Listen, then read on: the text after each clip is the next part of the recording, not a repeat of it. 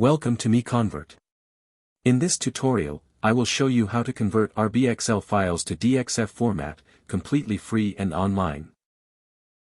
Open your browser and search for RBXL to DXF MiConvert.com. Click on the first result to go straight to the converter. You are now on the RBXL to DXF converter page. The interface is clean and easy to use. Let's upload a file.